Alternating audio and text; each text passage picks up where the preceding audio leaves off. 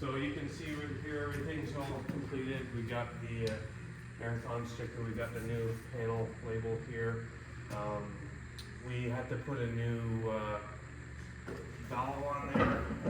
I'll just run it up and down for you.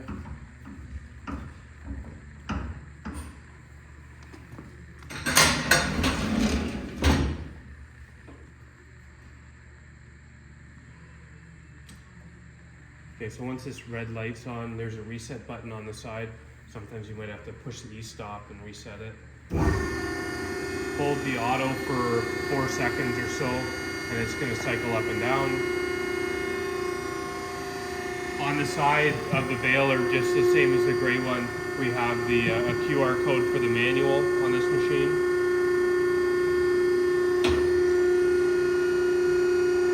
Coming around the back of the machine. Like I said, new hydraulic oil, new filter, that's a new valve.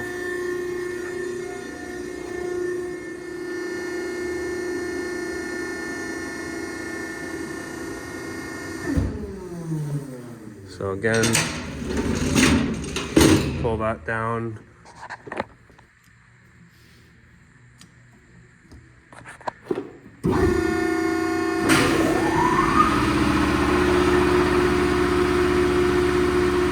Have to make sure this is connected. This is the door interlock. And then this, compared to the gray one, this one doesn't have a bale made light. When the chambers compress and that lines up with this, that indicates when the bale's full.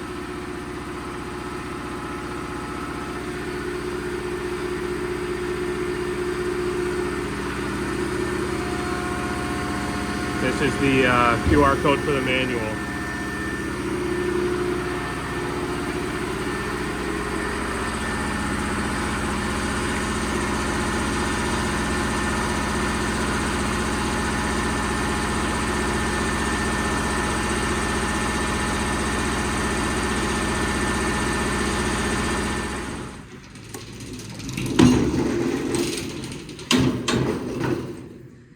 So this one, the power needs to be on because it's got a magnetic door latch.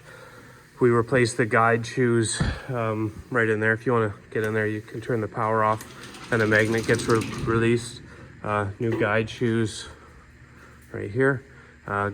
Metal guide shoes, new wear tracks, hydraulic oil. This is a new sensor there for the bale made light. So again, that should be okay. The same thing.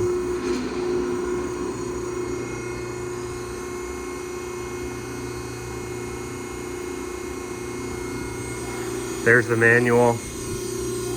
Oil changed. See fresh oil. This is the sensor that was replaced.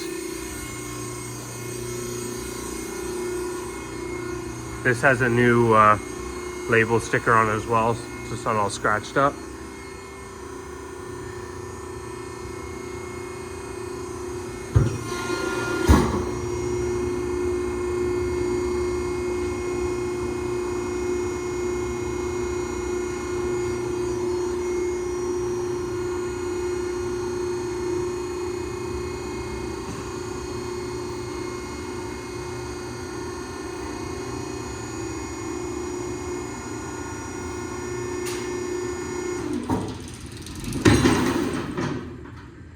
Back to the green one, if there's any issues, sometimes if you can't get this light to be made when you first turn it on, or let's say you disconnect the safety interlock, you press the e-stop in, pull it out, hold that for 4 seconds, so that's pretty much it. So, and you hold the key for a couple seconds. If you just flick it, it doesn't work. It just goes down shortly. It doesn't go into full auto mode.